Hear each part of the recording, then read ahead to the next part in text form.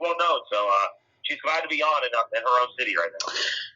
Well, I'm glad everything's going well on your end. Okay, let's talk about the fun stuff, some Duke, Carolina. We'll talk about Duke first. That's hard that is for me to talk about. They're entering the game on Saturday with a very pedestrian 7-6 record overall, the worst start to a season since you were Coach K, took his leave of absence to his back injury back in the 90s. You're very interested in the Duke program. What's the biggest reason for the Blue Devils' struggles this season?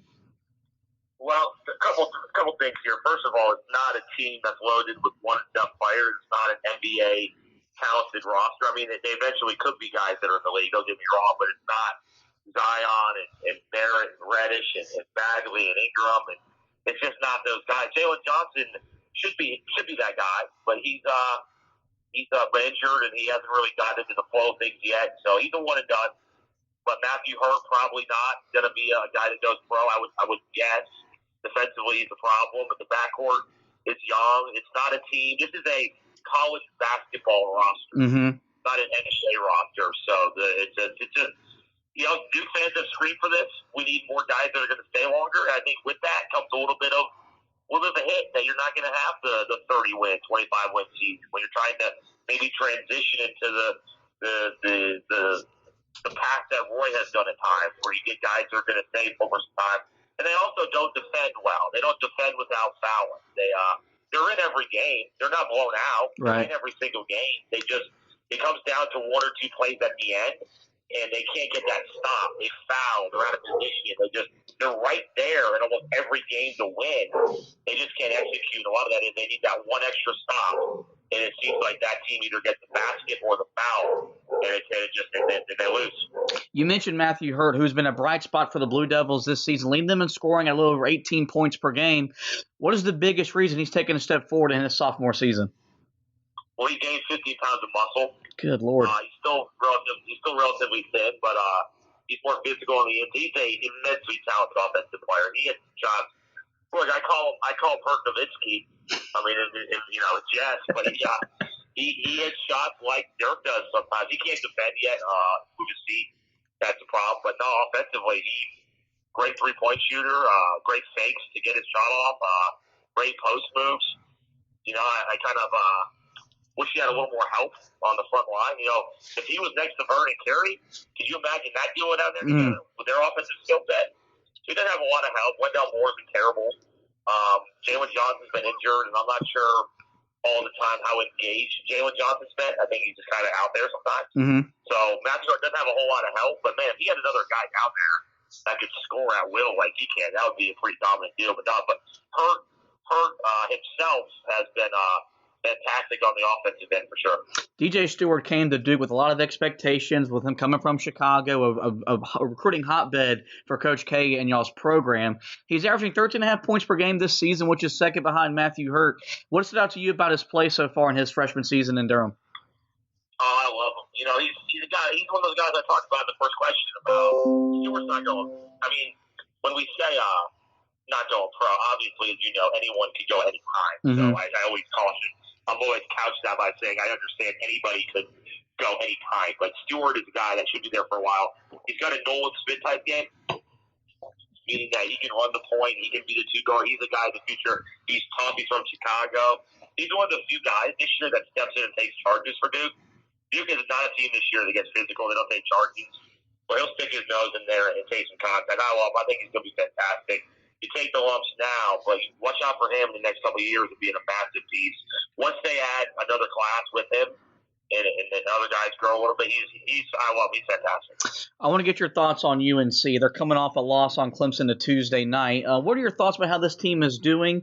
And do you think they are living up to expectations with all the, with the recruiting class they brought in? You brought back Garrison Brooks, that was or a guy that was ACC preseason player of the year. And just your overall thoughts on the Tar Heel season so far. I think they've been highly disappointing. Not that they've been disappointing 6 of the last 8 games, because they started to turn a corner. But if you're basing it off the preseason and where they were projected, that certainly is disappointing. There's some bright spots. The other night shocked me. I thought UNC had at least become, in the tournament field. Maybe not, not a top 5, 6, 7 seed, but at least in the field. Now I don't know. Their resume, Duke's resume is terrible. Carolina's resume isn't much better, really. You're right. Resume, if they can combine them into one team, I think they'd be a tournament team. I think. Yes, I'm not sure. But yeah, Baycott did fine. The other night, though, I don't know what happened. I don't know how a guy that I think's been their most consistent player gets one shot. Me neither. That shot. Garrison Brooks, to me, has been a disappointment. He's taken. Well, it's hard. I'm not one that rips kids for any team because I know they're trying their best. And he had a fantastic year last year. He didn't have the guards to get him the ball in the right spots. I don't. The best lineup for me for UNC is Baycott and Sharp because they play with an energy level. They play with some emotion. Garrison Brooks doesn't play with any emotion. I've heard he's a great leader, but I've also heard that he's not. I don't see him out. I don't know. There's an emotionless feel. It all comes from Roy. All the emotion comes from Roy. But at least when Baycott and Sharp are out there, they're energetic. They show flashes of being that big man duo that Roy was. I don't know. UNC, I thought they were a team that was in the Roy mode of getting better as we get to March. But now the other night, I don't know. They kind of are what they are, too. It's really a down year for the Blue Bloods here. You mentioned that you think Carolina's best lineup is Baycott and Sharp, which leads me to a question where, Roy Williams loves to play with two bigs at all times, as much as possible. A lot of Tar Heel fans want him to abandon that style of play and play a more modern, game with 4 around 1 or even 5 guys on the perimeter. Do you think that's something that the Hall of Fame coach should consider? No, I think the best chance to win is some combination of the two. You got 4 bigs, but I don't count Walker Kessler. But of the 3 bigs, it's some combination of those 3. Because I don't know if you can trust the guys on the outside either yet, right? They have moments. Caleb Love has moments. I think Kerwin Wald's really good. I think that's why they started to get hot, because he's got the ability to stretch the defense. The problem is, I said this at the beginning of the season, when you play the 2 bigs and Leaky Black, no one's stretching the defense on the front line. There's no one out there. At least when Kerwin Walton comes in there, he stretches the defense a little bit at the wing spot. It's just when you play the 2 bigs and Leaky's got to play for defense, it's a problem because the defense doesn't have to honor anyone on the front line. And I think Kerwin Walton helped that out because I don't know what the best combination is. I think it involves Baycott and Sharp. But then again, Brooks has his moments too, so I think it's got to be 2 bigs together. I think the other guys are trusted enough to not have 2 of those guys out there. Let's talk about Duke Carolina now. How different will this game be given the fact there will be no fans in Cameron on Saturday night? Yeah, the lack of fans, I think, has affected college basketball wholeheartedly. I think that it's hard to watch when you watch games at Rump or Long Island or Dingo or Cameron. College basketball is so predicated on environments and crazy students and fans jumping around. And it's a tough. Duke's been affected by lack of fans. Carolina has a little bit. I just think it's affected. It equalizes everything out. And part of the problem too, we talked to Jim Knowles about this yesterday, is you have to find a way to create your own energy, like as a team, and that's hard to have to do it all the time. Like there were some games this year for Duke where I know for a fact that they were trying to there was an Illinois game this year where they got down early in the start of the second half. Duke started to rally, and they got it to within 6. And you just could feel it. The crowd was there. You've seen it 1,000 times before.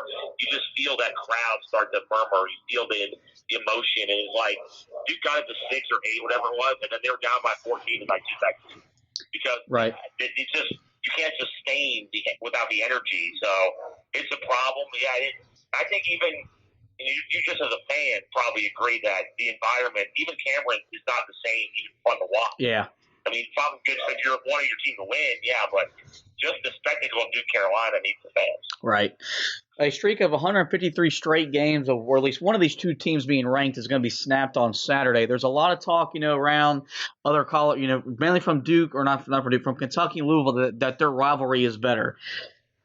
Is the Duke-Carolina rivalry still the most premier rivalry in college basketball? It's still the most premier rivalry in college basketball because I don't think that there's a ton of options necessarily. Kentucky Louisville is good, but I don't think it's ever been at the level that it's huge for them there in Kentucky, no doubt. I'm not taking away from them.